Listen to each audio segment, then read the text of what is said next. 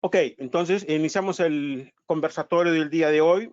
Tenemos la presencia de 4 distinguidos expertos, consultores en contrataciones del Estado. Todos ellos han trabajado anteriormente en Consucop, en Consucode o en el OCE, y actualmente también se dedican a la consultoría en contrataciones del Estado y son árbitros también en estos temas de contrataciones del Estado. El conversatorio del día de hoy lo hemos denominado contrataciones del Estado después de la cuarentena. Y todos sabemos pues que hemos estado en una situación bastante complicada y que ya se va a hacer el reinicio de las actividades, bueno, ya se ha hecho el reinicio de las actividades económicas, y también ya se está anunciando y algunas entidades inclusive ya están comenzando, ¿no?, con dar también inicio a los procedimientos de contratación que habían estado suspendidos, ¿no? Cuando hablo de procedimientos de contratación, ya los que nos conocen saben que nos estamos refiriendo a las 3 fases de la contratación, ¿no? La fase de actos preparatorios, la fase de selección en sí y la fase de ejecución del contrato. O sea, esas actividades que estaban suspendidas en cualquiera de estas 3 fases, actos preparatorios, procedimiento de selección o ejecución del contrato, van a comenzar a reiniciarse y algunas ya se han reiniciado. Entonces surgen varias interrogantes. Bueno, ¿y ahora qué va a suceder? ¿No? Hay varias preguntas que nos han llegado y también varias preguntas que nosotros mismos tenemos, ¿no? Y que también nosotros estamos un poco en el limbo porque se están dictando algunos dispositivos que no nos dan todavía una certeza total respecto a qué va a suceder, ¿no? Si es que las entidades públicas tienen que informar a los administrados, llámese participante, postor o contratista, ¿no? Qué es lo que tiene que hacer, ¿no? En qué momento se reinicia el procedimiento de selección, en qué momento se reinicia la ejecución del contrato, qué pasa con las cartas fianzas que posiblemente pueden haber estado sin renovarse, ¿no? O sea, en realidad hay mucho tema del cual discutir. Hoy día, como el título del evento es primer conversatorio, quiere decir que van a haber otros, ¿no? Y bueno, bien para todos nosotros, ¿no? Y de eso se trata, porque todavía estamos con muchas consultas que hacer. Y hemos seleccionado, repito, solamente para el día de hoy 18 consultas que van a ser pues absueltas por cada uno de nuestros ponentes, ¿no? Y quiero ahora invitarlos a ellos para que también presenten su saludo antes de comenzar. A ver, Napoleón, por favor, a ver si nos puede saludar. ¿Qué tal? Muy buenas noches. Mi nombre es Napoleón Pérez. Gracias, Oscar, por la invitación. Estamos contentos de participar en este conversatorio juntamente con distinguidos abogados como Orlando Latorre y Raúl Salazar. Y esperamos aclarar en la medida de lo posible las dudas que puedan haber, porque como vamos a ver a lo largo de la hora que vamos a estar con ustedes, realmente si algo o si hay alguna regla, esa es más bien la incertidumbre. Sin embargo, trataremos de dar todas las normas legales y lo que está ocurriendo en la realidad, y de modo tal que los asistentes que están vinculados a este conversatorio puedan por lo menos aclarar algunas de las dudas que nos han proporcionado. Gracias nuevamente y bienvenidos. Gracias a ti, Napoleón. Orlando, por favor, a ver si nos saludas. Buenas noches, digamos, a los asistentes, digamos. En esta oportunidad, digamos, agradezco, digamos, a Compras Estatales por la invitación, digamos, para poder, digamos, dialogar con todos los asistentes, ¿no? Y con los distinguidos abogados, con el doctor Raúl Salazar, el doctor Napoleón, para poder, digamos, aclarar algunas dudas, digamos, de la incertidumbre, de la cantidad de normas que ha dictado, digamos, el gobierno en la etapa, digamos, ¿no?, de la emergencia sanitaria. Casi interdiario o semanal salen normas y que tanto a las entidades, digamos, como a los proveedores, estas normas, digamos, esta cantidad de normas les ha generado una confusión, digamos, es por eso, digamos, este conversatorio para poder aclarar las dudas que surgen, ¿no? O absolver las preguntas que han planteado. Las preguntas, no podremos absolver todas las preguntas que existen, pero sin embargo, poco a poco, semana a semana, podremos, digamos, absolver todas las preguntas, tanto de manera verbal o como por el chat, creo presente. Muchas gracias, Oscar, por la invitación. Encantado, Orlando. Gracias. Raúl, tu turno. A ver si saludas, por favor. Saludos, gracias a Congresos Estatales y a ti, Oscar. Gracias a mis distinguidos amigos Orlando y Napoleón. Y así mismo agradecer a todos los asistentes. Esperamos de alguna manera aclarar lo que de por sí es confuso y nuevamente esperar que esto les sirva en algo para, digamos, tomar algunas decisiones tanto los contratistas como los funcionarios. Es todo. Gracias, Raúl.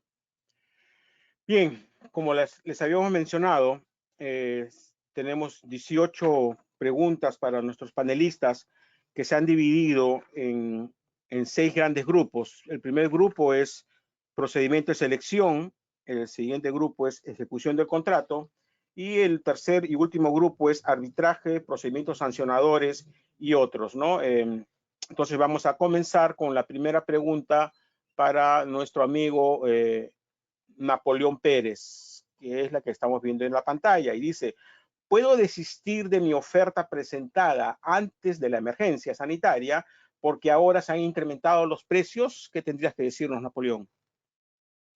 A ver, hola José Luis y para todos los oyentes. Miren, la ley de contrataciones establece la obligación de las partes de firmar el contrato una vez que la Buenapro se adjudicó. Para la entidad hay casos específicos en la que ésta se puede negar a firmar el contrato y, por ejemplo, es por cuestiones por fuerza mayor, por caso fortuito fuerza mayor, por desapareció la necesidad o porque el presupuesto ha sido, o por razones presupuestales. Sin embargo, para los postores no existe ninguna posibilidad de retirar su oferta. Es más, si revisan el numeral 50.1 de la Ley de Contrataciones del Estado, van a encontrar que desistirse de la oferta o negarse a firmar el contrato o recibir la orden de compra o de servicio constituye una infracción administrativa y es causal de aplicación de una sanción. No obstante, en el propio texto de las infracciones que mencioné y que están establecidos en el numeral 50.1, dice que el tribunal aplicará la sanción cuando el desistimiento o la negativa a firmar el contrato sea injustificado. Entonces, si bien es cierto que no puedo como postor, no puedo retirar mi oferta, si por las circunstancias que han ocurrido los precios se elevaron o ya de repente el bien no está, entonces, y no firmo el contrato, entonces es posible que el tribunal me inicie un procedimiento sancionador, pero también hay una alta probabilidad de que no le aplique ninguna sanción. ¿Por qué? Porque la propia norma establece que la infracción se configura cuando ha sido injustificada la decisión del postor ganador de la Buenapro. Y en este caso estaríamos hablando que existiría una justificación. Claro, o sea, en estos 2 meses es evidente, o en estos 2 meses y más, es evidente que ha habido incremento de precios de muchos productos y se han producido tantas circunstancias que naturalmente desnaturaliza la oferta misma. Por otro lado, también podría tomar en cuenta que la obligación, digamos, del proveedor de firmar contrato o de mantener su oferta se mantiene de acuerdo a los plazos establecidos en el reglamento. Recuerden que entre mi oferta y el consentimiento hay 8 días y entre el consentimiento y la firma de contrato hay 8 días más, de modo tal que uno puede agregar incluso esa parte procedimental para decir, bueno, ya han pasado más de lejos ese plazo, por lo tanto, también ya no tengo una obligación de mantener mi oferta. Pero eso será más un argumento de defensa en el Tribunal de Contrataciones, porque la ley propiamente no ha establecido la posibilidad de que el postor pueda desistirse de su oferta. Perfecto. Te agradecemos mucho, Napoleón, por la respuesta. La siguiente pregunta es para el doctor Orlando Latorre y dice: ¿se puede reemplazar al personal clave antes de la firma del contrato porque después de la cuarentena ya no está disponible? ¿Qué tiene que decirnos, doctor Latorre? Muchas gracias, Oscar. Digamos, respecto, digamos, ¿no? Y se puede reemplazar, digamos, al personal clave, digamos, antes de la firma del contrato, ¿no? Si leemos, digamos, el reglamento respecto, digamos, ¿no? A las, ¿no? Al personal ofertado, ¿no? El contratista está obligado, digamos, de ejecutar el contrato con el personal, digamos, ofertado. No existe, digamos, ninguna norma, ¿no? En el 190, ¿no? Siguientes, no existe una normativa respecto, digamos, que el contratista puede cambiar, digamos, antes de la firma de contrato. En todo caso, primero, digamos, tendrá, ¿no? Que firmar el contrato y luego, digamos, de la firma del contrato, existiendo la causal con las normas establecidas, por ejemplo, con los lineamientos para la vigilancia, digamos, de salud de los trabajadores con riesgo, todo, digamos, aquellos, digamos, trabajadores de riesgo que se encuentran, digamos, ¿no? Dentro de esta relación, puede plantear, digamos, ¿no? El cambio, digamos, del personal. Pero antes, digamos, de la firma de contrato, no se podría, digamos, no existe, digamos, no un amparo legal para poder, digamos, no cambiar, digamos, ¿no? Al personal propuesto, ¿no? Como lo plantea, ¿no? Amigo Carlos Jaramillo. O sea, la recomendación sería que después de suscrito el contrato se solicite el cambio de este personal. Claro, después de suscribir el contrato, digamos, se aplica, digamos, el artículo 190 siguientes del reglamento. Todas las causales, digamos, están establecidas en el 190.4, digamos, ¿no? La suscripción de por la propia se solicita a la entidad, ¿no? Excepcionalmente y de manera justificada, el contratista puede solicitar a la entidad autorice la sustitución del profesional propuesto, en cuyo caso, digamos, el perfil, digamos, no afecte, digamos, las condiciones que motivaron la selección de la oferta. Entonces, como vemos, digamos, en la normativa no nos permite, digamos, legalmente hacer el cambio antes de la firma de contrato. Es una obligación del contratista firmar el contrato y luego hacer la sustitución basándose, digamos, ¿no? En caso cortito, fuerza mayor. De acuerdo. Gracias, Orlando, por la respuesta. La siguiente pregunta es para el doctor Raúl Salazar y dice, las entidades deben notificar el reinicio de los procedimientos de selección suspendidos. ¿Qué tienes que decirnos, Raúl? Sí. Ante todo, se emitió la resolución directoral 06-2020-EF5401 que dispuso que los distintos procedimientos se reiniciaban a partir del 15 de mayo. ¿Ok? Y todo esto se va a notificar mediante el SEACE. Bien, ¿qué procedimientos son? Los procedimientos de selección convocados antes del 16 de marzo, los nuevos procedimientos de selección, el perfeccionamiento de contratos y los procedimientos sancionadores. Esos son los que se han iniciado, se han reiniciado con la directiva. El Decreto Supremo 103, por su lado, ha regulado diversos supuestos, ¿no? En la que básicamente se pueden resumir, en el caso de los procedimientos de selección, en tres tipos. Aquellos que estén en trámite, pero que deben adecuar sus requerimientos a los protocolos sanitarios. ¿Okay? En esos casos, las entidades van a tener que adecuar sus bases, por ejemplo, a permitir adelantos directos para bienes y servicios, y en obras también se puede incrementar hasta el 15% del adelanto directo y de materiales hasta el 25%. En adición a ello, las entidades tienen que evaluar en cuánto va a modificar su presupuesto, esa adecuación de requerimientos, ¿no?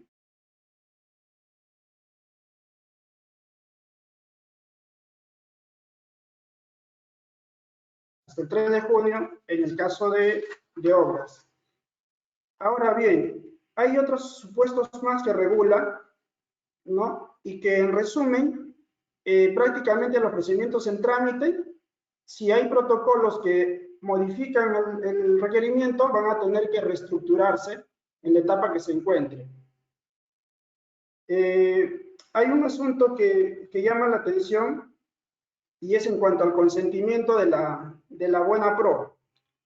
cuando ya hay, hay una buena pro consentida, ¿no?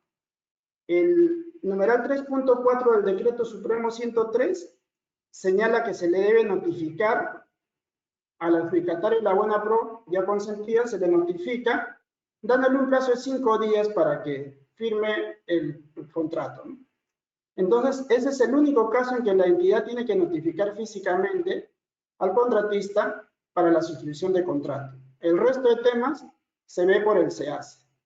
Ahora, hay un problemilla que se ha generado en relación a este punto. Esto es los consentimientos de contrato solamente en los casos en que no se necesite modificar el requerimiento.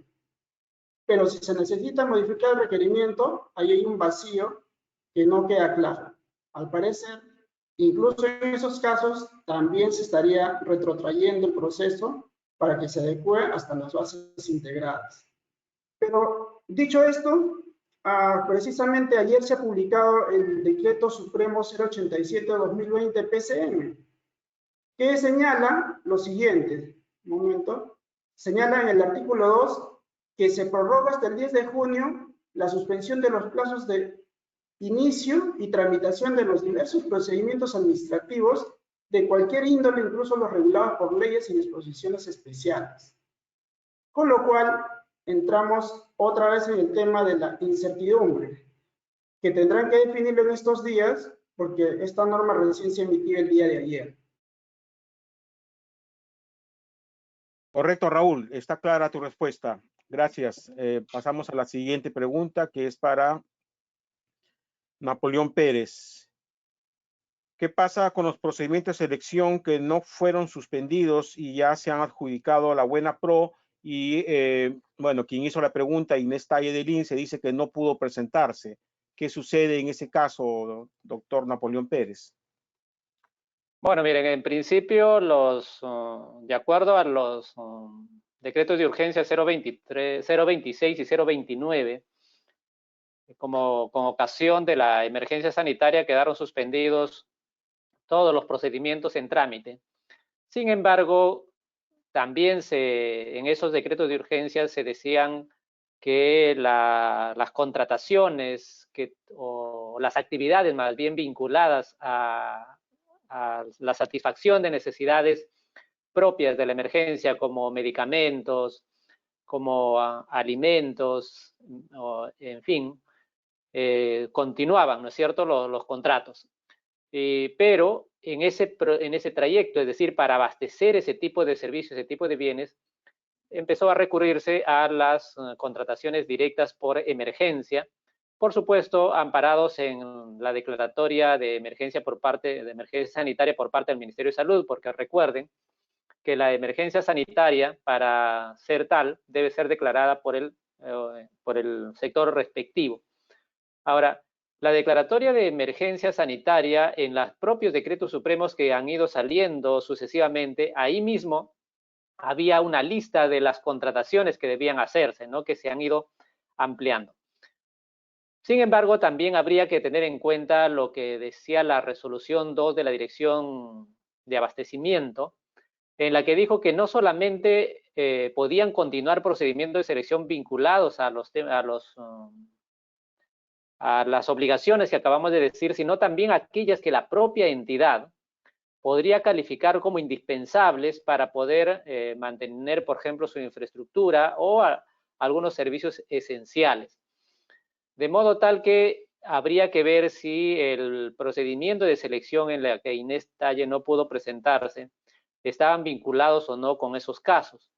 Por otro lado, si fuera así, recordemos también que el SEACE es de libre acceso, es decir, no había ninguna, o por lo menos como postor, como persona jurídica, persona natural, probablemente no había un impedimento para escanear mis documentos y presentar la oferta o registrándola en el SEACE. Así que tenemos ahí tres posibilidades. Una, que haya sido un procedimiento vinculado a abastecimiento de alimentos o medicamentos. Otro es que haya sido un procedimiento de selección en la que la propia entidad lo haya calificado como indispensable continuar. Y lo otro son las contrataciones directas. Claro, en las contrataciones directas naturalmente no podía presentarse si es que no hay una invitación. Pero en los dos casos anteriores, claramente la entidad, o sea, los postores tenían plena libertad para registrar sus ofertas, dado que no hay ningún impedimento para ello. Ok, gracias, Napoleón.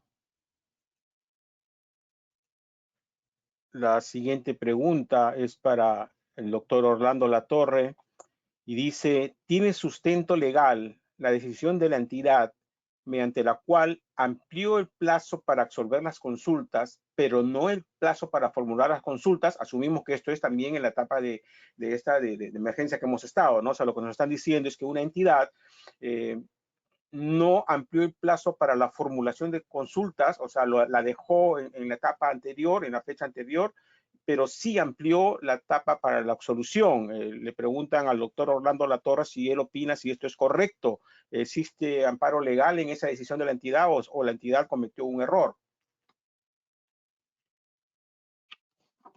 Bueno, digamos, muchas gracias, Oscar. Digamos, ¿no? Acá, digamos, tenemos que remitirnos para contestar esta pregunta, ¿no? Tenemos que remitirnos, digamos, ¿no? de Juan Vergarain, tenemos que remitirnos al Decreto Supremo 103, digamos, ¿no? En el numeral 3.3 y siguientes, señala, digamos, ¿no? Que estrictamente que los procedimientos de selección, digamos, que las entidades públicas reinicien a partir de la cuarentena de vigencia, digamos, del presente Decreto Supremo, deben considerarse las siguientes disposiciones. De encontrarse en la etapa de formulación de consultas y observaciones, la entidad publicará el nuevo requerimiento en el CACI y ampliará, digamos, los plazos 2 días hábiles para la formulación de las consultas y observaciones. Pero, sin embargo, si vemos estrictamente la pregunta del participante, ¿no? Señalamos que ya la etapa, ¿no? de la formulación de consultas había precluido. Estábamos en la etapa de la absolución de consultas.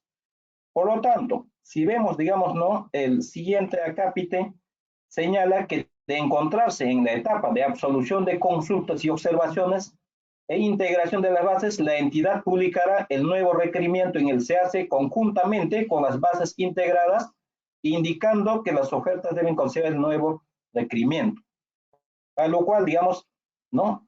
También, digamos, ¿no? Debe incrementar un plazo, ¿no? Como había señalado anteriormente, 2 días, digamos, ¿no? Para la formulación de consultas y observaciones debe ampliar. Está amparado, digamos, en esta normativa que sí, digamos, se puede ampliar en la siguiente etapa, pero si el postor, digamos, o el participante se encontraba en la etapa, ¿no?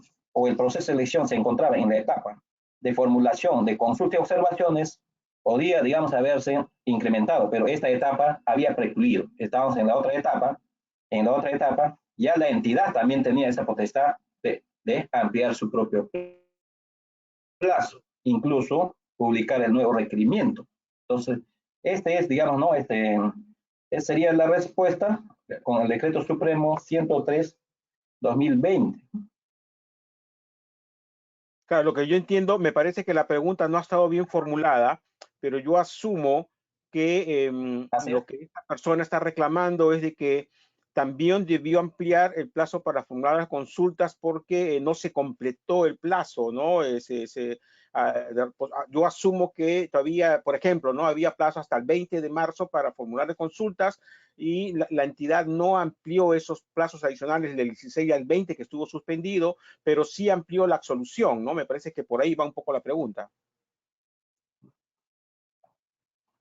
Así es, claro, si es así, si se encontraba, digamos, en la etapa de formulación de consultas, como señalas, faltaban algunos plazos, se ha interrumpido, la entidad, digamos, no tendría, digamos, no, el participante, digamos, en su consulta tendría razón, digamos, no, que la entidad debió ampliar 2 días. O sea, no pero habría sí había precluido, digamos, esa etapa. Claro. Claro, no habría sustento legal porque, digamos, la norma nos exige que debe ampliarse 2 días, ¿no? Y, digamos, si estamos en la siguiente etapa, ya también el plazo es para la entidad, digamos, no es la norma, señala, digamos, que ambas, tanto para los participantes, para la entidad, debe ampliarse el plazo, tanto para absolver, también para formular, ¿no? Perfecto. Está claro, lo que entiendo es que la consulta no ha estado bien formulada, pero ya Así es, digamos, faltó precisar, digamos, la consulta, ¿no? Para poder, digamos, ¿no? Señalar, digamos, ¿no? En qué etapa se encontraba, digamos, cuando, digamos, ¿no? Claro, pero el criterio es que no se podría recortar los derechos a los participantes. Ese es el criterio.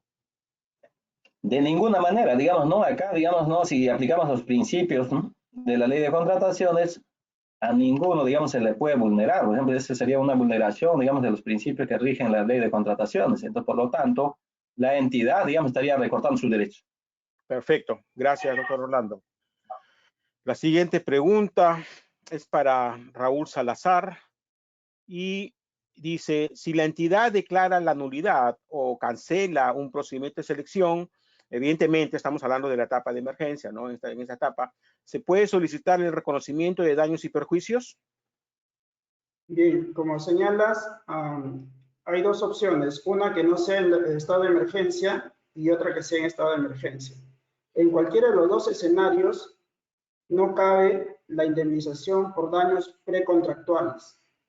Nuestra ley de contrataciones del Estado y el reglamento no admiten ese supuesto. Ahora, con mayor razón si se trata de un tema como el que estamos viviendo, ¿no?, que hay una fuerza mayor dispuesta por el gobierno y además se conjuga con el caso fortuito a raíz del virus. Entonces, más aún en esa situación, la entidad no puede indemnizar por daños y perjuicios, ¿no?, en la fase precontractual. De acuerdo. Gracias por la respuesta, Raúl. Bien, con eso hemos cerrado la ronda de las preguntas de la fase de procedimiento de selección y vamos ahora a la ronda de preguntas de ejecución del contrato. Y la primera pregunta es para el doctor Napoleón Pérez y dice, es de Antonio Condori y dice, ¿qué pasa con mi garantía de fiel cumplimiento y o de prestaciones accesorias si es que venció y no pudo renovarla? ¿Qué sucede, Napoleón, con esa garantía?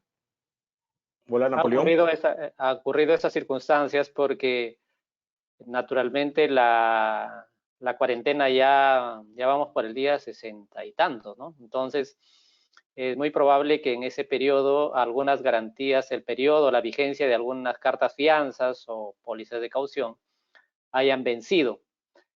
Y ahora, por otro lado, podría decirse que lo del sistema financiero seguía trabajando, con lo cual las empresas podrían haber renovado las cartas fianza, la póliza de caución.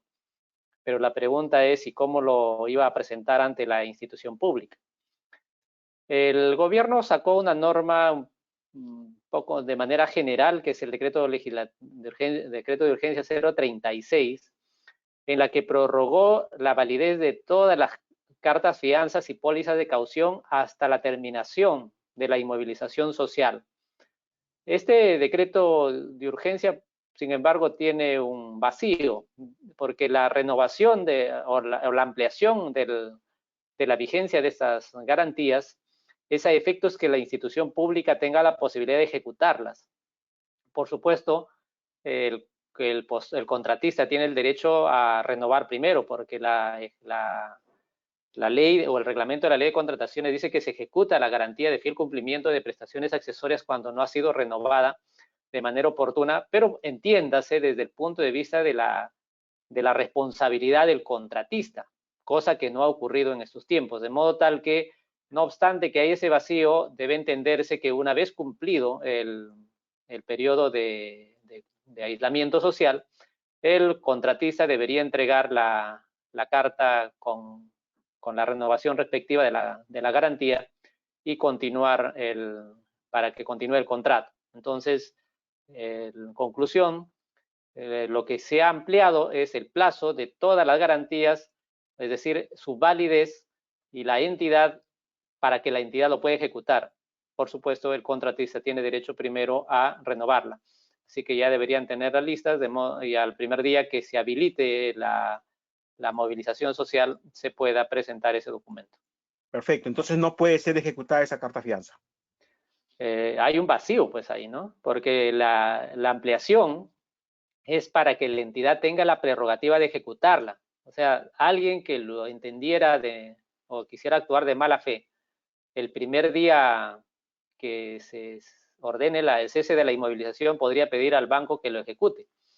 No obstante, eso sería también un abuso de poder, ¿no es cierto? Porque La ejecución de la garantía es cuando el contratista no la renueva, pero entiéndase por responsabilidad propia, Claro, cosa que no ocurre en este caso. Entonces, antes de ejecutar, el contratista tendría la posibilidad de presentar la carta con la renovación correspondiente, pero debe hacerlo en ese primer día, porque desde mi punto de vista la renovación ya debe haber ocurrido, solo que el contratista está en la imposibilidad de entregarlo a la entidad dado que no se puede desplazar. Perfecto. Gracias, Napoleón. La siguiente pregunta es de Juana Santos y es para el doctor Orlando Latorre y dice, la entidad no atendió y no pudo entregar los bienes contratados. ¿Qué es lo que debo de hacer? Gracias, Oscar. Digamos, ¿no? Gracias por la pregunta de Juana Santos. Digamos, ¿no? En esta pregunta debíamos responder de la siguiente forma, ¿no? Sabemos, digamos, de que luego de firmar el contrato, el contratista o el proveedor debe cumplir, digamos, ¿no? Con las prestaciones dentro de cláusulas o dentro, digamos, ¿no? De lo establecido en el contrato. Y la entrega de bienes, como señala, debe hacerse en el lugar que corresponde de acuerdo a las bases integradas o el contrato. En este caso, digamos, por la disposición, digamos, de este aislamiento social, había una imposibilidad, digamos, de entregar los bienes.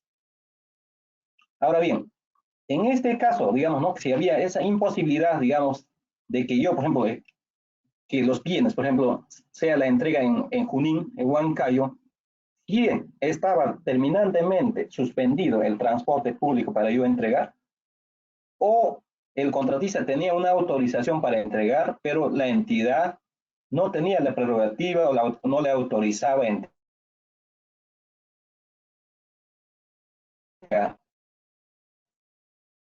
En este caso, digamos, a la emergencia sanitaria, las entidades de considerar, digamos, que ese objeto de la contratación estaba referido, digamos, no para poder paliar, digamos, esta emergencia sanitaria y notificar su entrega y las condiciones y el lugar, ¿no? Al contratista. Si no ha podido entregar, tiene, digamos, ¿no? Por la suspensión de plazo que termine la cuarentena, ¿no? Y luego, digamos, ¿no? Entregar y luego, digamos, ¿no? De la cuarentena, estaríamos dentro de la causal de ampliación de plazo. Presentar, digamos, ¿no? Conforme señala el reglamento, luego de la causal, una ampliación de plazo. Incluso, si digamos, la no entrega de los bienes, digamos, le ha causado perjuicios, también, digamos, puede acreditar los gastos generales debidamente, ¿no? Sustentados, ¿no? Esa sería la respuesta respecto, digamos, a la no entrega, digamos, porque no es, digamos, ¿no? Que ella no ha querido entregar, simplemente debe basarse, digamos, que esto, disposiciones del gobierno, le han impedido, digamos, entregar. Perfecto. Gracias, Orlando, por la respuesta. La siguiente pregunta de José Maraví, de San Juan de Lurigancho, dice, y es para el doctor Raúl Salazar, suspensión, ampliación o resolución de contrato. ¿Qué me conviene más? Raúl. Bien, es una decisión, desde el punto de vista del contratista, es una decisión básicamente empresarial, tiene que hacer su costo-beneficio. Si opto por ejemplo, en el tema de obras, ¿no? Vamos a referirnos concretamente a obras. Si opto por la suspensión, tengo que hacer el trámite de llegar a un acuerdo con la entidad. Acuerdo que no se puede lograr aún, ¿no? Porque no tengo acceso ahorita a firmar una adenda con la entidad. Entonces, tengo que, si bien la suspensión hace en principio que no se reconozcan gastos generales y costos directos, sin embargo, la propia norma dice que pueden pagarse aquellos que sean viables. Entonces, tengo el tema de la distancia, de no poder concretar la adenda, tengo que definir aquellos gastos y costos directos que sean viables, ¿no? Y luego de ese pacto, ¿no? Luego de ese pacto viene el periodo de suspensión y luego cuando cesa el hecho generador de la suspensión, la entidad es la que tiene que enviar todos los cronogramas y el calendario de avance valorizado y el CPM. Entonces, dada la situación actual, es bien difícil que las entidades elaboren estos documentos. Entonces, ¿qué va a ocurrir en los hechos? Que acaba el acuerdo. Es más, ¿cuándo se va a firmar el acuerdo de la suspensión? El 16 de marzo no puede ser. Tendría que ser, por ejemplo, el 24 de mayo o quizás el 10 de junio si se amplía hasta esa fecha. Y ese momento acordar la suspensión, que además se estaría haciendo vía regularización, que no está establecido en la norma. Definir los gastos generales y costos directos que se debió reconocer y tener que acordar sobre los cronogramas nuevos aplicables a la. Entonces, es un bolondrón porque va a iniciarse el plazo de ejecución de obra, como decía el doctor Salazar Soplapuco, pero no se va a iniciar la obra. Entonces, por esa indefinición que va a haber sobre los cronogramas, va a generarse problemas de ampliación de plazo. Entonces, en principio, no estaría recomendado bajo ese esquema la suspensión. Entonces, ¿qué sería recomendable en esta situación? La ampliación de plazo. Porque en la ampliación de plazo, bueno, uno presenta la solicitud, la supervisión emite su opinión y la entidad obviamente va a tener que otorgar esa ampliación. Y corresponde al contratista elaborar los cronogramas, el CPM y el calendario valorizado de obra, ¿no? Actualizado. Entonces va a ser mucho más expeditivo para un contratista hacerlo que esperar a que la entidad haga de diversas obras, no solamente de una obra. Y en cuanto a la resolución del contrato, tendrá que evaluarse, ¿no? Tendrá que evaluarse si hay una excesiva onerosidad de la prestación, por ejemplo, que hace que se haya roto el equilibrio y que no pueda ser revertido, o que la entidad ya le venga arrastrando pagos como causal de resolución, entre otros, o quizás también llegar a un acuerdo con la entidad por causa mayor, en este caso debido al caso fortuito por el coronavirus, ¿no? Entonces son decisiones que tienen que tomarse dentro de cada contrato en concreto. Perfecto, Raúl, gracias por la respuesta. La siguiente pregunta es para Napoleón Pérez y dice, ¿cómo es de Yesenia Torres de Piura? Y dice, ¿cómo y cuándo debo presentar la solicitud de ampliación de plazo?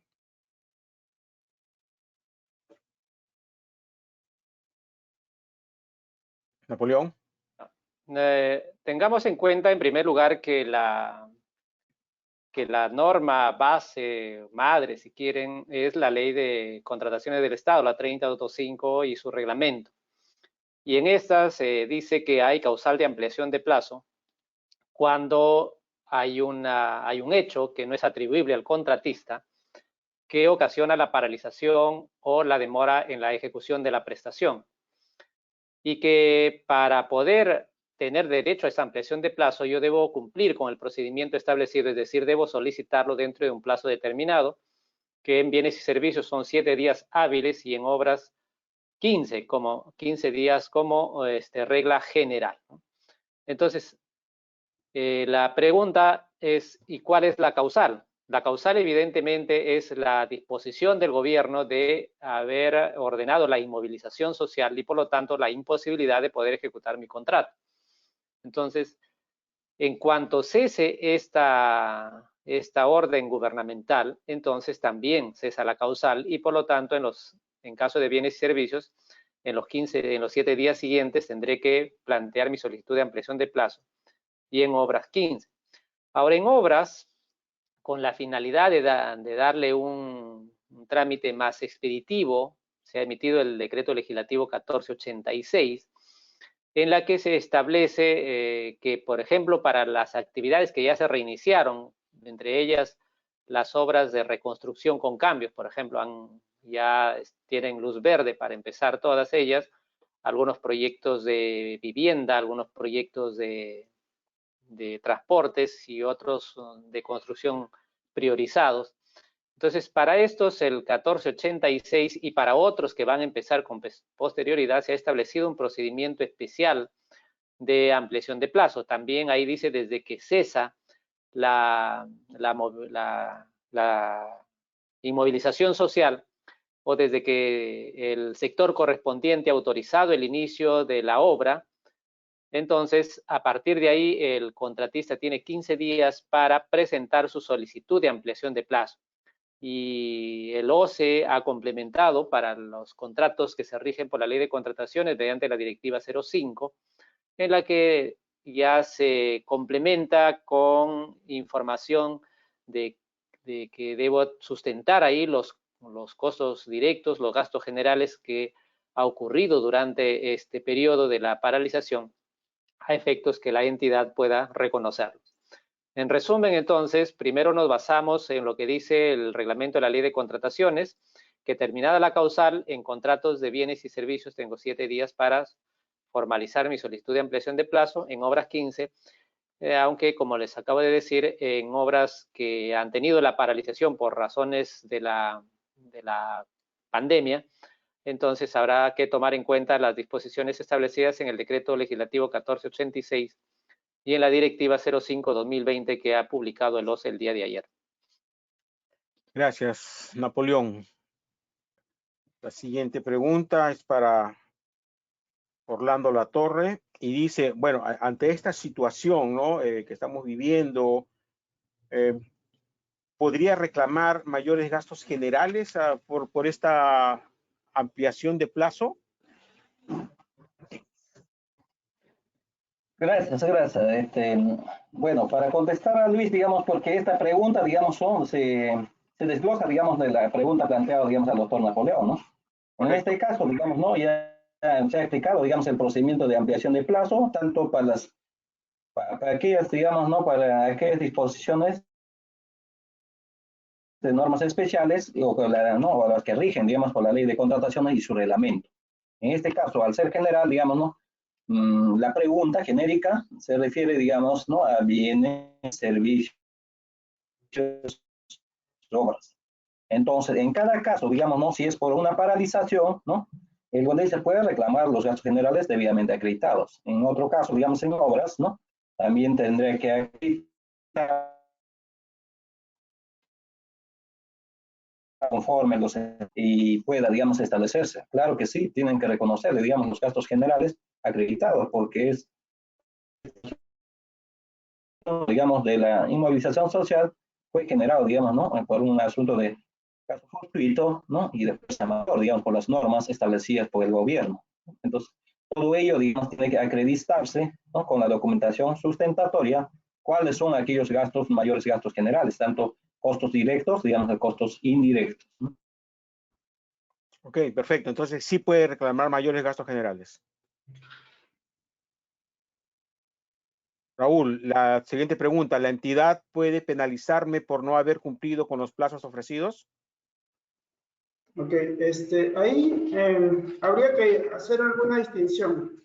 Dentro de toda la casuística, creo que hay dos escenarios. Un escenario es que previo al 16 de marzo, el contratista ya estaba en atraso. Por decir, empezó a su atraso el día 10 de marzo. Entonces, el 10, el 11, 12, 13, 14 y 15 ya son 6 días de atraso que tiene. ¿Ok? Si tenía que cumplirse hasta el día 9, entonces el 10 empezó su atraso. Del 10 al 15 hay 6 días. Luego viene del 16 de marzo hasta que se levante la cuarentena, la cincuentena, la sesentena. ¿Ok? Ese periodo no va a estar penalizado. Pero acabada la cuarentena, y si sigue el incumplimiento, reinicia el plazo de la penalidad, el plazo del retraso. Ahí es cuando hay un retraso injustificado. ¿Ok? Entonces, ese es un escenario. Cuando hay retraso injustificado, si previamente ya tuve retraso, me sumo al periodo previo al 16 de marzo y luego de levantada la cuarentena, continúo sumando el resto del plazo. Si el retraso es justificado antes del 16 de marzo, entonces debo de mantener esa justificación una vez levantada la cuarentena. Y durante la cuarentena el otro escenario es que no hay pues retraso justificado. En todos los casos en que ocurra algo no imputable al contratista, tiene que pedir su ampliación de plazo. en los términos ya expresados por el doctor Napoleón. Ok, gracias, Raúl. Con esto cerramos la ronda de preguntas de ejecución del contrato y pasamos a la siguiente sesión, que es arbitraje, procedimientos sancionadores y otros. Y la primera pregunta es para Napoleón Pérez y dice, según es de Manuel Seclén Tantalián, y dice, según las disposiciones del gobierno, existe una limitación por la edad para el trabajo presencial. El caso es que tengo 71 años y trabajo como locador de servicios, emito recibo por honorarios y me desempeño como residente o supervisor de obra, así como otras actividades. Se consulta sobre la continuidad en el trabajo, teniendo en cuenta que por norma las actividades indicadas requieren de la presencia permanente en obra. ¿Qué sucedería en este caso, Napoleón? Hola. Sí, Bueno, te escuchamos. sí, pues en efecto, ¿no? Cuando antes que se emite el decreto supremo 080 en la que se reiniciaron las actividades, el Ministerio de Salud publicó la resolución ministerial 239, en la que dispuso que personas que tenían algunas condiciones debían mantener el aislamiento social. Y en esa primera resolución quedó definido que las personas hasta 60 años, que tengan asma, enfermedades crónicas respiratorias, renales, coronarias, diabetes y, en fin, una lista adicional, no podían ir a trabajar, ¿no es cierto?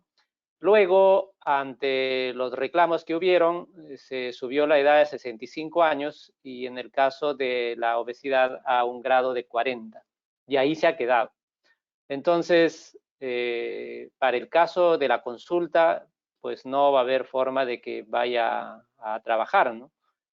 Porque claramente en las tres normas legales que se emitieron, la del Ministerio de Salud 2, la primera que puso 60 años, la segunda que aumentó el índice de masa corporal, y el decreto supremo 083, creo, no recuerdo muy bien, en la que se subió la edad a 65 años. Entonces, esos son los límites que han quedado.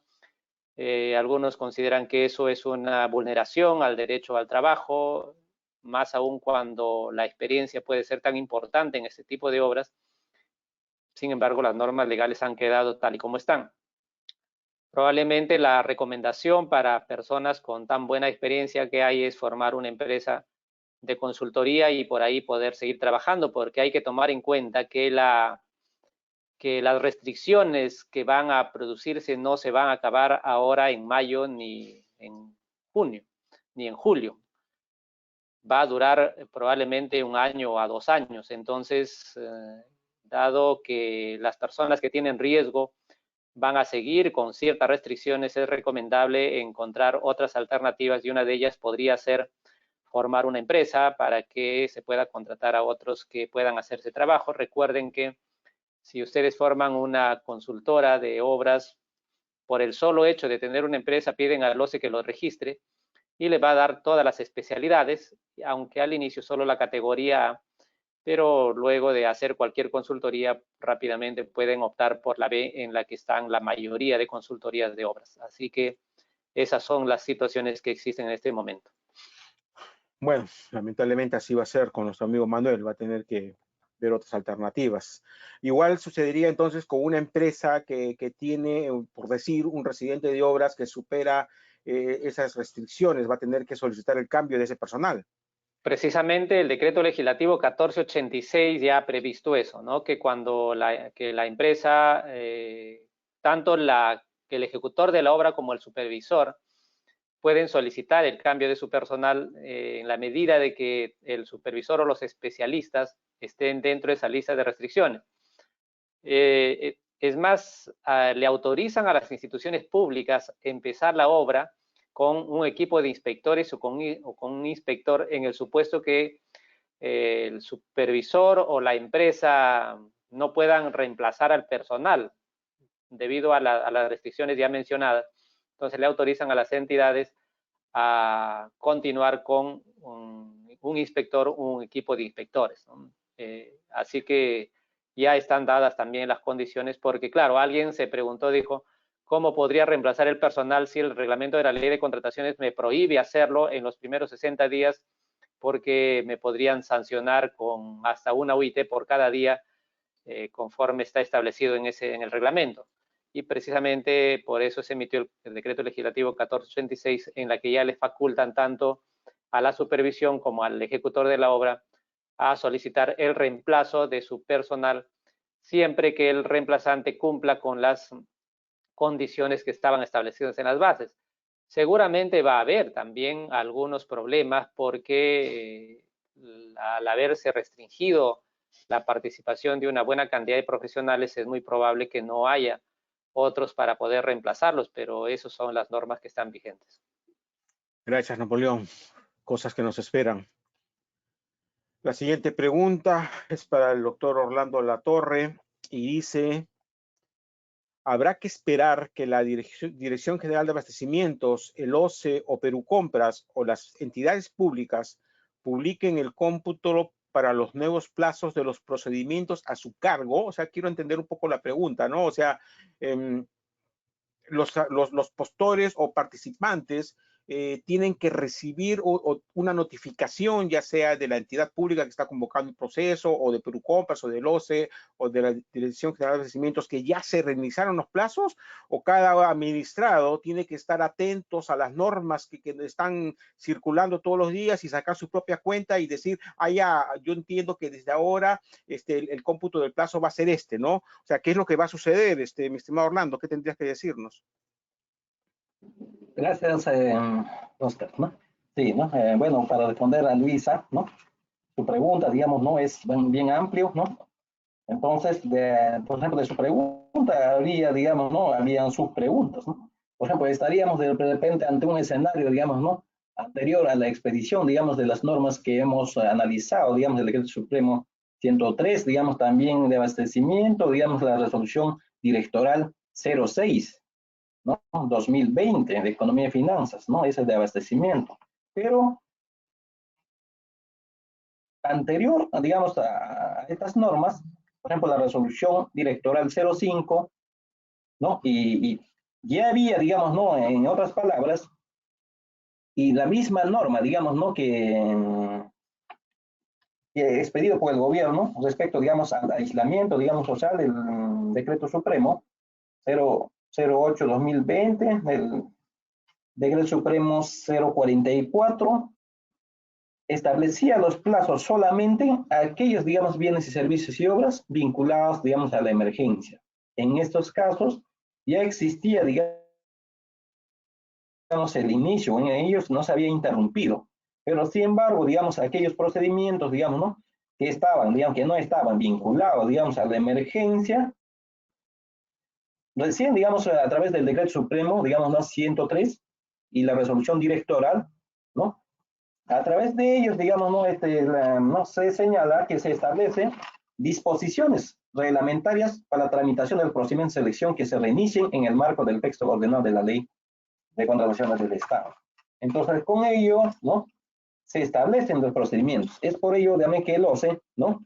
En dos oportunidades, tanto el comunicado, luego cuando Economía y Finanzas expide la resolución directoral 05, expide, digamos, el comunicado 10-2020, ¿no? OCE, Presidencia, mediante el cual establece, digamos, que las entidades, ¿no? Sean las que identifiquen, digamos, qué procedimientos que habían sido suspendidos son directamente vinculados, digamos, ¿no? A esta, para poder, digamos, paliar, digamos, esta emergencia. Y por ello, digamos, había dispuesto una condición de que envíen, digamos, a un correo establecido del OCE para que pueda levantarse el procedimiento, porque estaban suspendidos. Entonces, las entidades, ¿no? Eran las que calificaban, ¿no?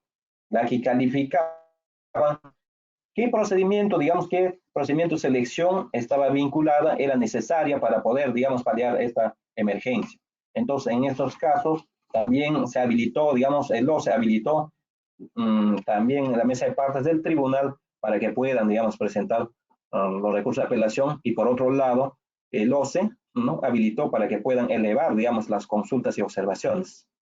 Luego, ¿no? En esta etapa ya tenemos pues el Decreto Supremo 103 y la Resolución Directoral 06, mediante el cual ya, digamos, habilitan los plazos, ¿no? De los procedimientos de selección, como conforme hemos explicado, digamos, en la primera etapa ¿no? de las consultas que hemos planteado, que nos han planteado. Entonces ahí están los plazos establecidos y además hemos establecido, digamos, hemos elaborado un boletín, ¿no?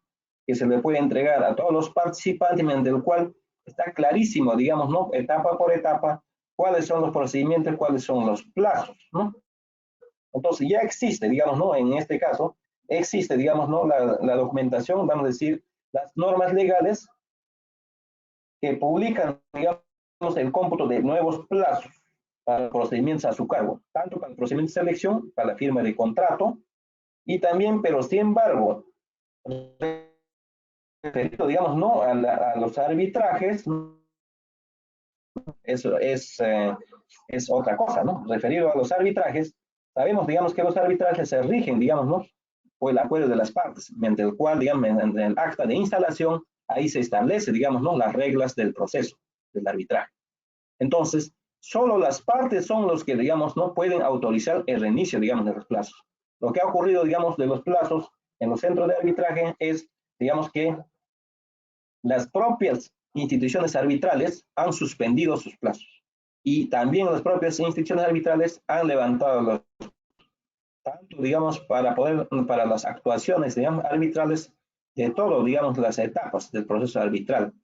Pero, sin embargo, digamos, las normas que hemos utilizado, el Decreto Supremo, ¿no? 103, ¿no? Incluso la última, digamos, la que se publicó ayer, la 087-2020 PCM, ninguno de ellos, digamos, todavía, digamos, ha habilitado una norma general que levanta, vamos a decir, los plazos para el inicio, digamos, ¿no? De los procesos arbitrales. Lo están haciendo de manera aislada cada institución arbitral o cada tribunal, digamos, ad hoc o árbitro único. Esa sería la pregunta. Incluso habría, digamos, más preguntas al respecto. Digamos, seguramente en esta semana van a plantear más preguntas y podríamos responder, digamos, ¿no? En otro conversatorio, ¿no? Porque es amplio este tema, ¿no? De los plazos. Los plazos en este momento están habilitados, pero sin embargo, como ha analizado el doctor Napoleón, también, digamos, existe, digamos, el 087 que se contrapone, digamos, ¿no? Que se contradice, ¿no? Al 103. Entonces, estamos ante una, digamos, ¿no? Ante una colisión de dos normas de la misma jerarquía. Entonces, ¿están suspendidos o, digamos, o fue habilitado, digamos, fue suspendido, digamos, hasta que termine la cuarentena, hasta el 10 de junio, o con el 103, digamos, están vigentes? Entonces, todo ello, digamos, ¿no? Al ser normas de misma jerarquía y al no haber señalado específicamente, digamos, que ha derogado o ha suspendido la 103, entonces están vigentes todos los plazos establecidos en el Decreto Supremo 103 y los comunicados del OCE y la electoral de abastecimiento. Gracias, Orlando, por la respuesta. Efectivamente, estamos todavía en una situación de limbo, ¿eh? Parece que las cosas no están muy claras todavía. Así que, efectivamente, pues prepárense para el segundo conversatorio, ya les estaremos anunciando. La siguiente pregunta es para Raúl Salazar y dice: una empresa de vigilancia dejó de brindar el servicio a un hospital público, de modo que era indispensable la resolución del contrato para poder realizar una nueva contratación. Pero dado que no había notario, la decisión de comunicar esta resolución del contrato se hizo a través del correo electrónico. ¿Es válida esta resolución de contrato, Raúl? ¿Qué tienes que decirnos? Sí, a ver, desde un punto de vista formal, ¿no? Esta resolución de contrato se va a llevar a un arbitraje, ¿bien? Y habrá tribunales arbitrales que digan que esta resolución de contrato es inválida porque no tuvo la constancia notarial. Otro grupo dirá que sí es válida porque lo que interesa es que la comunicación haya llegado a su destinatario. El contratista quizás alegará que no se lo notificó adecuadamente a un correo porque no hay la constancia de recepción y va a haber un montón de conflictos para demostrar si hubo o no la notificación adecuada en la resolución de contrato. Bien, porque por correo electrónico genera ese tipo de situaciones. tiene que haber constancia de recepción. Pero lo cierto es que en una situación como la que se está viviendo, la entidad no puede paralizar sus funciones. Y entonces, además, necesita el dinero para contratar una nueva empresa, necesita resolver el contrato para asignar ese presupuesto al nuevo contrato que va a celebrar. Mientras tanto, no lo puede hacer. Entonces, la entidad ha sido práctica en este caso. Ha primado el interés público, ha notificado y ha resuelto el contrato. Ahora bien, y ha podido contratar a otra empresa. ¿Ok? Y como digo, la interpretación va a ser múltiple en el arbitraje. Unos dirán que es válido, otros dirán que no es válido. Entonces, ¿qué tiene que hacer el funcionario una vez levantada la cuarentena? ¿No? Porque, ojo, que no hay que dejar de notar que las notarías no están funcionando, ¿no? Recién, antes de ayer, el Ministerio de Justicia ha emitido la resolución ministerial que aprueba los protocolos para las notarías, el 18 de mayo. Y a pesar que las notarías estaban consideradas servicios esenciales desde el 3 de mayo, el decreto 080. Sin embargo, recién el Ministerio de Justicia ha sacado una resolución ministerial el día 18. Pero además, ahora cada notaría tiene que adecuar sus protocolos para que el Ministerio de Justicia los apruebe. Entonces, ¿qué tienen que hacer los funcionarios? Una vez levantada la cuarentena, regularizar esta notificación notarial. ¿Por qué? Para los efectos de decir que hubo una imposibilidad material y jurídica de notificar en su momento por la vía notarial al contratista de resolución de contrato, y de esa manera ya puede tener validez y eficacia, ¿no? Sus actos, por ejemplo, de una ejecución de fianzas, y la entidad podrá defenderse mejor en un escenario arbitral. Gracias, Raúl, está claro. La siguiente pregunta es para el doctor Napoleón y dice, ¿qué ocurre con los procedimientos sancionadores? ¿Cómo se computarán los plazos? Napoleón, ¿qué tienes que decirle a Pedro Gutiérrez de Surco? Bueno, mira, Pedro, la verdad es que como dije al inicio, si de algo tenemos certeza es de la incertidumbre. ¿Por qué? Porque si ustedes leen el Decreto Supremo 103, en su artículo 1, mezcla procedimientos sancionadores con el Decreto Supremo 080, que se refiere a las actividades de la reactivación, es decir, a aquellas actividades que estaban vinculados con reconstrucción con cambios, algunas obras de vivienda, transportes y otras previo lineamiento de cada uno de los sectores. Entonces, si se lee ese primer artículo de ese decreto supremo, entonces uno podría decir que al mencionar el decreto supremo 080, solo se reactivarían aquellos que están vinculados con la reactivación de estas primeras actividades de la fase 1. Pero a continuación habla de los procedimientos sancionadores y de los procedimientos de impugnación. Tal es así que el Tribunal de Contrataciones, por ejemplo, ha reiniciado todos sus procesos de recursos de apelación y sancionadores, independientemente si están vinculados o no están vinculados a la fase 1 de la reactivación citada en el Decreto Supremo 080. Incluso hay rumores de que la Dirección de Abastecimiento habría, por eso lo estoy poniendo en condicional, concluido de que efectivamente los únicos procedimientos que deben reiniciarse serían los que están referidos a la lista de actividades del Decreto Supremo 080, es decir, de la fase 1. Si fuera así, entonces probablemente mañana o en los días siguientes se estén sacando algún comunicado. Pero lo cierto es que hasta donde sabemos en este momento, el Tribunal de Contrataciones ha reactivado todos sus o los dos procesos que lleva, los procedimientos que lleva a cabo, que son los recursos de apelación y procedimientos sancionadores, y habilitado su mesa de partes electrónica. Así que mientras no vaya a haber un comunicado o una resolución adicional, debemos decir que, bueno, ya están habilitados los procedimientos sancionadores, por lo tanto, sus plazos, tanto en lo que corresponde a la prescripción, es decir, se habrían reanudado los plazos de prescripción, por ejemplo, y también para presentar los descargos o los recursos de reconsideración. Así que eso lo dejamos como condicional, habida cuenta que en el artículo 1 del decreto 103 hay una confusión al mencionarse a los procedimientos sancionadores, a los procedimientos de apelación, pero a su vez también al decreto supremo 080, que solo se refiere a actividades de la fase 1 de la reactivación económica. Y finalmente nos remitimos a los hechos que están ocurriendo, que el tribunal ha reactivado todos sus procedimientos independientemente si se refieren o no al decreto supremo 080. Gracias, Napoleón. La siguiente pregunta para Orlando Latorre, y también creo que ya contestó un poco de esto en la consulta anterior, pero igual para dar una respuesta a Eduardo Astoraime de la Molina, que nos dice: ¿qué ocurre con los procedimientos de conciliación y arbitraje? ¿Cómo se computarán los nuevos plazos? Orlando, ¿qué tienes que decirnos? Gracias, Oscar. Bueno, Eduardo, digamos, como ya había señalado, digamos, en la pregunta anterior, digamos, no explayándome un poco, respecto, digamos, no, estos plazos se computarán desde el momento, digamos, en que termine, digamos,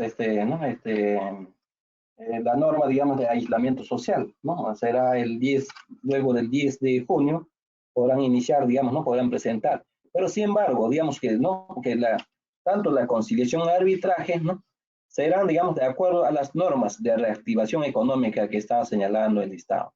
Pero respecto, digamos, en la reactivación, digamos, ¿no? Del decreto supremo, digamos, ¿no? 080, la reactivación, como ha señalado el doctor Napoleón, están referidos nada más, digamos, ¿no? a los rubros, digamos, que se han reactivado. En el rubro de los que se han reactivado no están, digamos, los centros de arbitraje, no están, digamos, los centros de conciliación.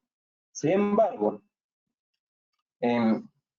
los centros de conciliación, ¿no? Han creado, digamos, también sus plataformas virtuales para poder reactivar, digamos, los procesos que están a su cargo, mediante el cual, digamos, ¿no? Están consultando a las partes, porque como he señalado, digamos, en un proceso arbitral, ¿no? Ya iniciado, mediante el acta de, digamos, de instalación, se han establecido las reglas del proceso. Por lo tanto, los únicos que pueden activarlo son las partes. Entonces están comunicando a las partes para que puedan, ¿no?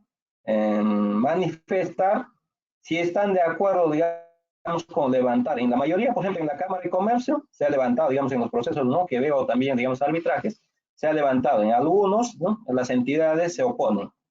En algunos se opone, digamos, ¿no? El demandante, que son a veces, ¿no? El demandante, ¿no? De manera, digamos, ¿no? Este puede ser el demandante, el demandado, el Estado, o, ¿no? O el contratista, ¿no? O el proveedor.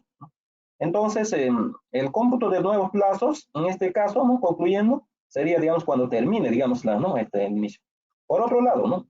Lo que sabemos, digamos, en esta distorsión, digamos, ¿no? De que ha generado esta norma de aislamiento social, la cuarentena, han existido, digamos, el OCE, por ejemplo, ¿no? Todos los procesos, digamos, arbitrales, ¿no? Que están a su cargo, ha establecido, digamos, ¿no? Que están administrados por ellos, también, digamos, generó en un momento una plataforma, un correo, mediante ese correo se pueden presentar las demandas, ¿no? Entonces, si ha existido una norma de parte del OCE, todos los procesos arbitrales que administra, si aquellas entidades, ¿no? O proveedores que no han, digamos, no han podido, digamos, tomar conocimiento de la norma, pero también pues, nadie puede alegar desconocimiento de la norma. Entonces, quiere decir, digamos, que en esa etapa que el OCE recibió, digamos, las demandas arbitrales, quiere decir, digamos, ¿no? Que sus plazos, incluso para presentar demanda, hayan caducado, ¿no? Hayan caducado si ya de repente, digamos, ya habían pasado por un centro de conciliación y estaban en la etapa de presentar, digamos, ¿no? Una solicitud o una demanda. Sabemos, digamos, que en el caso del OCE, ¿no? Aquellos todavía, digamos, procesos antiguos que están regidos, digamos, por su reglamento, digamos, del centro arbitral del OCE, acá, digamos, no se inicia, digamos, un proceso arbitral con una solicitud, ¿no? Una presentación de una demanda. Entonces, con eso se interrumpe el plazo, ¿no? De caducidad. Entonces, vamos a tener bastantes problemas, digamos, en el tiempo, porque aquellos, en ese interín, digamos, de plazo, que las empresas o las entidades no han presentado, digamos, sus demandas, habrán caducado, ¿no? Pero, sin embargo, ¿no? Alegando a las normas que ha dictado el gobierno, podrían señalar, digamos, que estaban suspendidos. Habrá un conflicto, digamos, de normas, ¿no? ¿Qué norma, digamos, ha habilitado, digamos, no? ¿Por qué norma se habilitó esos plazos? Entonces tendremos que ver el conflicto, digamos, de jerarquía de normas. O sea, hay bastante, digamos, trabajo, digamos, ¿no? En este, ¿no? Sobre estos temas de procedimientos, de conciliación y arbitraje, porque nada está dicho hasta el momento, porque hemos leído toda la normativa, ninguno, digamos, habla de la activación respecto, digamos, a conciliación y arbitraje al respecto. Gracias. Gracias, Orlando. Y tenemos la última pregunta para Raúl Salazar, que es de Margot Zurita, y dice, teniendo en cuenta los hechos derivados de la pandemia COVID-19, ¿el OCE reglamentará medidas de seguridad con respecto a salud para contratar con el Estado, ya sea bienes, obras o servicios, y modificará las bases estándar? ¿Qué opinas, Raúl? Sí, bueno, ya básicamente los lineamientos vienen dados por la resolución ministerial 239-2020 MINSA, ¿no? Ahora, lo cierto es que en los hechos sería muy bueno que el ente rector de las contrataciones contribuya a ordenar todo este caos normativo que se está dando para un mejor procesamiento de los procedimientos de selección. Porque si vemos el Decreto Supremo 103-2013, en aquellos procedimientos que necesitan reformular sus requerimientos, ¿no? Se da 5 días a las entidades para el tema de bienes y servicios para ver si se tiene que adecuar a los protocolos o no sus adquisiciones en bienes y servicios. Y se da 15 días en obras para ver si se tiene que adecuar a los protocolos o no. Y todos sabemos, por ejemplo, en el caso de obras, que ninguna obra se va a escapar de tener sus protocolos. Todas las obras van a tener protocolo de seguridad. Y tienen que modificarse los rendimientos de los trabajadores por el tema del distanciamiento social, la no aglomeración. Va a ser complicadísimo ese tema. Y preveo que si es que se mantiene el Decreto Supremo 103 tal cual está, aparte que le da solo 15 días a la entidad para definir todo eso, ¿no? Que es un tiempo muy corto, va a haber un montón de problemas y solamente en 3 meses calculo que van a empezar a salir las primeras licitaciones reformuladas. Porque tienen que consultarle al proyectista las modificaciones de los rendimientos, los precios, los plazos, pedir mayor presupuesto, ese es el caso al MEF, va a ser una complicación. Entonces, es momento de que el órgano rector empiece a articular coordinadamente con los otros entes responsables, con el MEF, el PCM y todo, para tratar de ordenar este asunto y facilitar los procedimientos de selección. Volvemos a reiterar, ahorita estamos diciendo todo lo que hemos hablado está en función al 103, al Decreto Supremo 103-2020, EF de Economía y Finanzas, pero ha salido otra norma, el Decreto Supremo 087-2020, PCM, que dice que todos los procedimientos especiales se suspenden. Ya no entendemos a quién vamos a hacer caso, si a PCM o Economía y Finanzas. Y además, PCM ha dicho en su decreto supremo que todo se suspende hasta el 10 de junio. ¿Qué quiere decir? Que la cuarentena o la sesentena se va a ampliar hasta el 10 de junio. Entonces son cosas que quizás por error se está legislando de esa manera, pero el ente rector, que es el OCE, y en su caso Perú Compras también, deberían de empezar a intervenir para que no se den esta distorsión ni conflicto de normas. Es cuanto, señor. Gracias, Raúl. La verdad que el tema da para más. Hay bastante incertidumbre y lo están señalando nuestros panelistas invitados que tienen muchos años de experiencia en ese tema de contrataciones públicas y han trabajado en estos sectores justamente, ¿no? En el OCE, con su CODI, con su COP, o sea, tienen la autoridad suficiente para podernos ampliar un poco las dudas que tenemos nosotros mismos, pero honestamente yo me he quedado más, más en duda de lo que estaba antes, ¿no? Porque ya nos han dicho, ¿no? Se están dictando algunos dispositivos que en vez de aclarar las cosas, las están confundiendo más. Entonces vamos a necesitar, pues, de que haya una precisión de esas normas, que esperamos que sea pronto, ¿no? Para que no estamos en este limbo.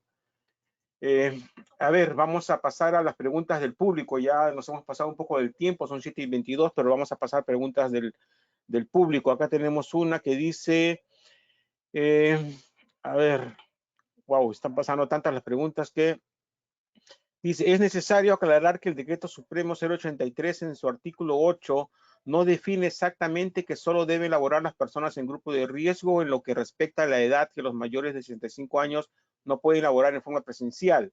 Pero en el inciso 8.3 dice, sí lo permite, siempre y cuando puedan suscribir una declaración jurada de asunción de responsabilidad voluntaria de las actividades autorizadas. Favor aclarar. A ver quién lo puede aclarar ese tema. Napoleón creo que fue el que dio respuesta a esa pregunta respecto al que hizo la pregunta de 71 años.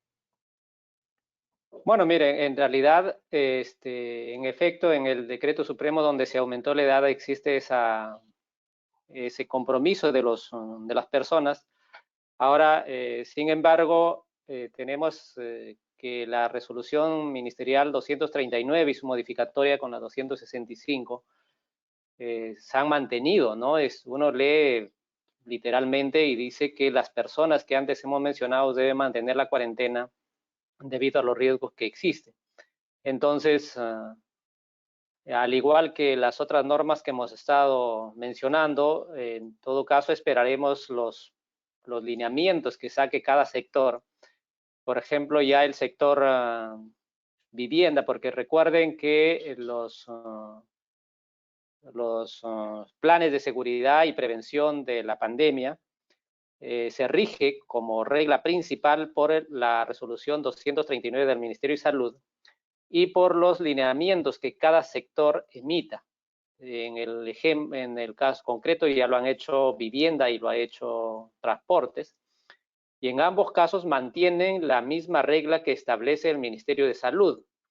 Entonces, ¿cómo podríamos compatibilizar eso con lo que dice la Presidencia del Consejo de Ministros? Es más, miren, hay algunos que consideran que ese decreto supremo en la que sube la edad a 65 años no tiene amparo legal porque la edad de 60 años se hizo mediante un decreto de urgencia.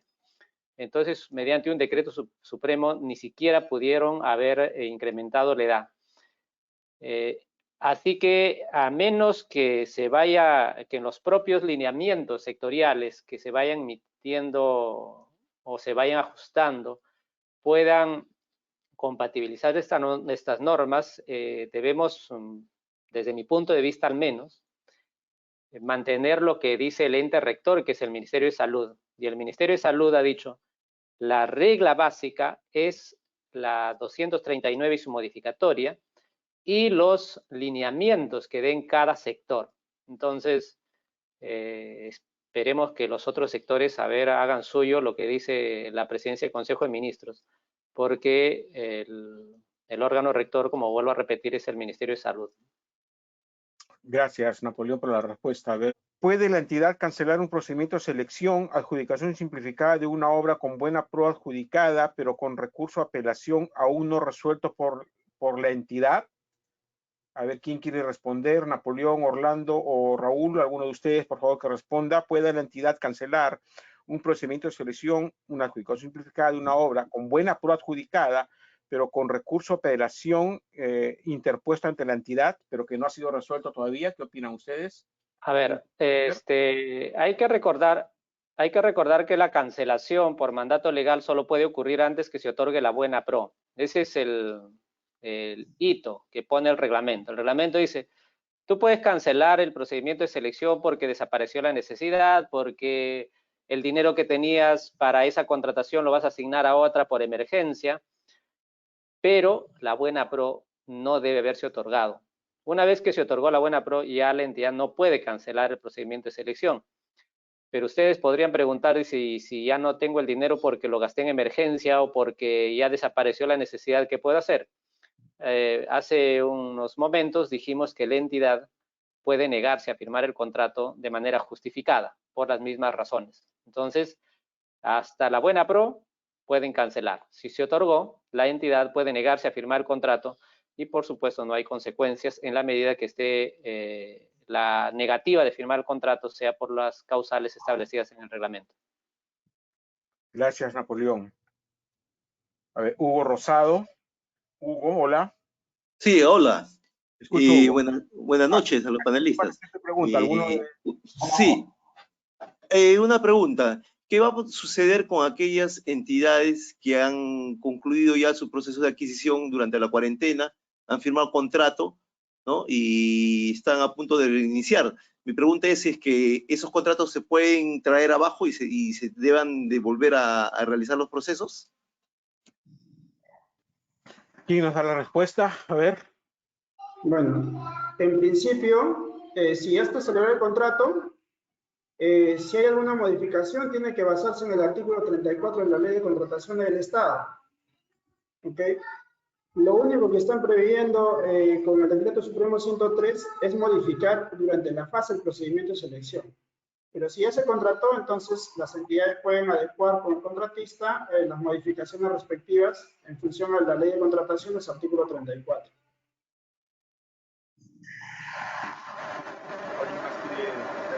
Sí, una vez firmado el contrato, la entidad ya no puede regresar pues a convocar nuevamente el procedimiento de selección.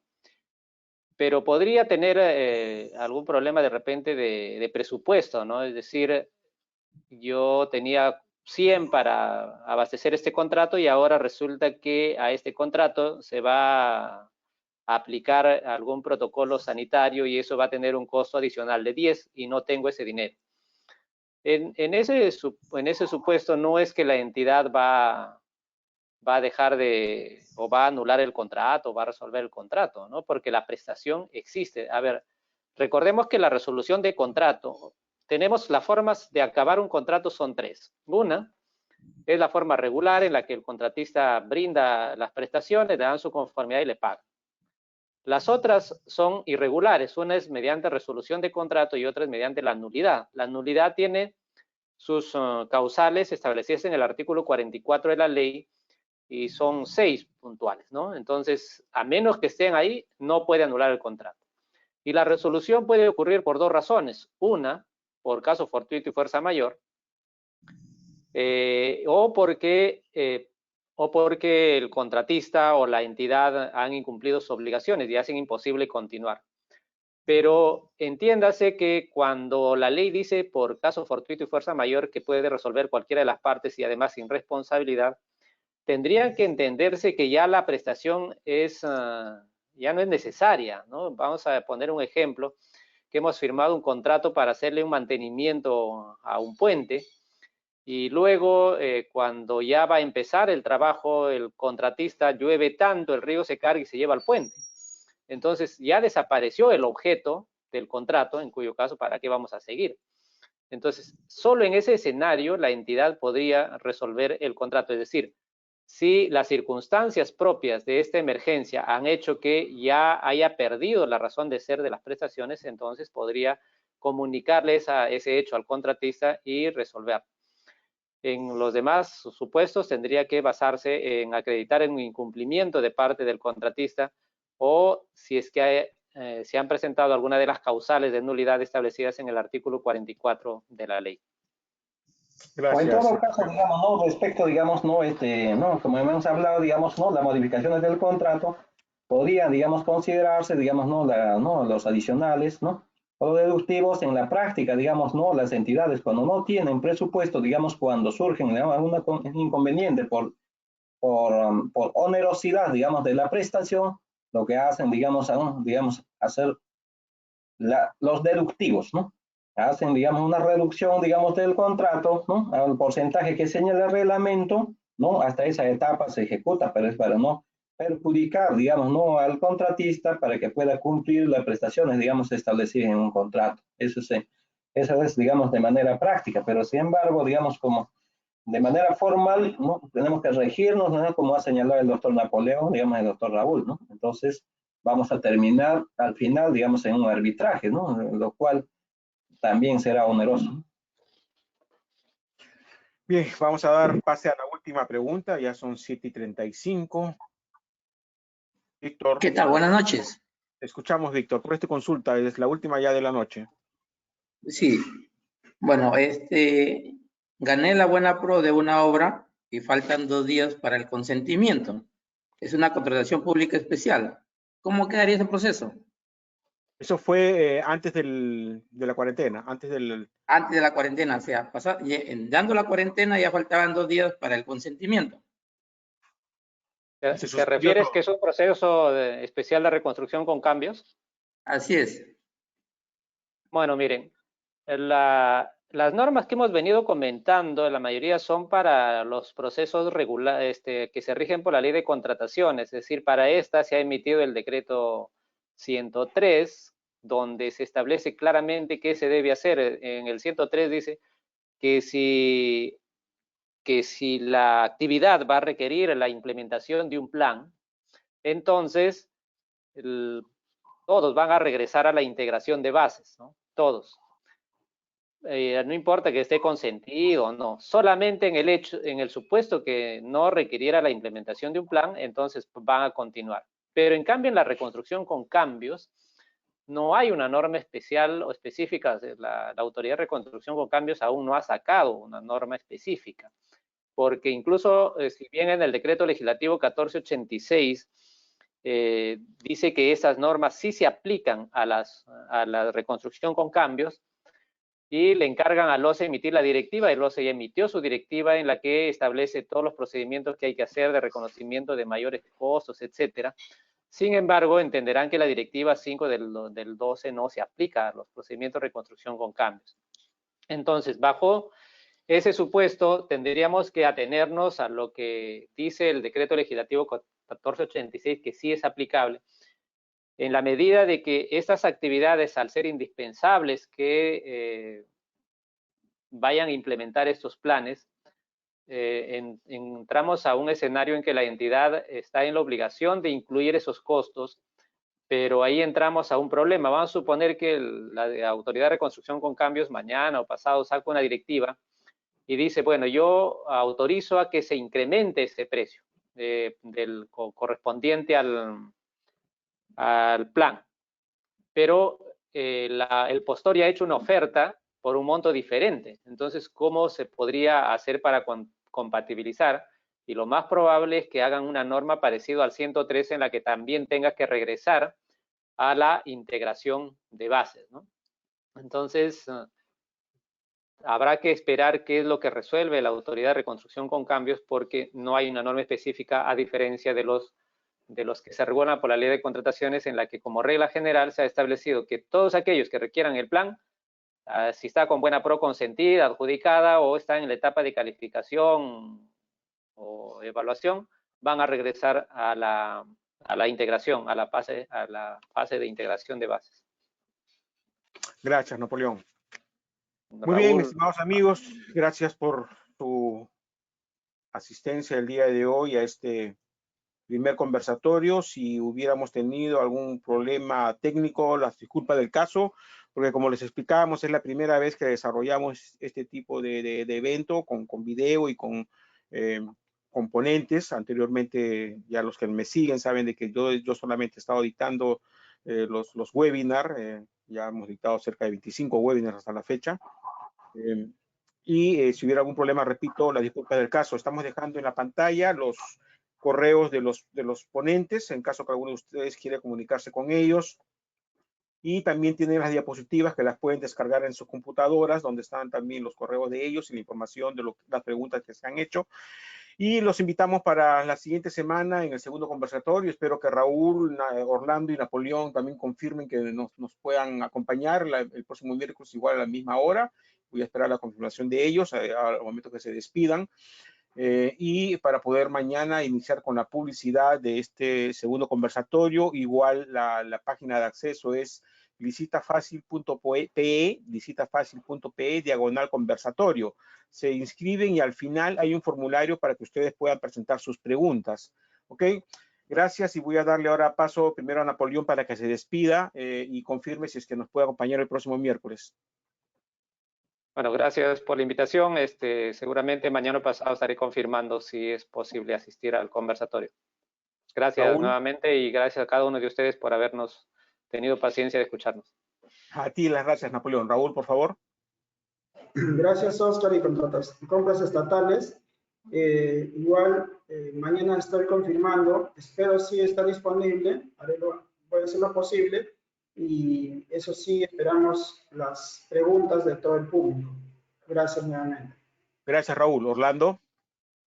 Gracias, Oscar. Digamos, ¿no? Igual agradezco, digamos, la paciencia de todos los asistentes, ¿no? Esta normativa, digamos, esta cantidad de normativa que ha expedido, digamos, al gobierno, da para conversar, digamos, muchos, digamos, seminarios para aclarar las dudas, digamos, incluso personas, digamos, capacitadas, digamos, ¿no? En estos temas procedimentales están totalmente, digamos, no confundidos, y más aún, digamos, personas que no es su profesión, digamos, el derecho, que son los proveedores que venden al Estado, las entidades, por ejemplo, las áreas de logística, que no son, digamos, necesariamente abogados, tienen problemas. Entonces, por lo tanto, es necesario, digamos, seguir conversando y que las preguntas fluyan, digamos, para poder absolver, para poder, digamos, no, en las preguntas en el momento, con tanta cantidad de normas, digamos, podría ser, ¿no?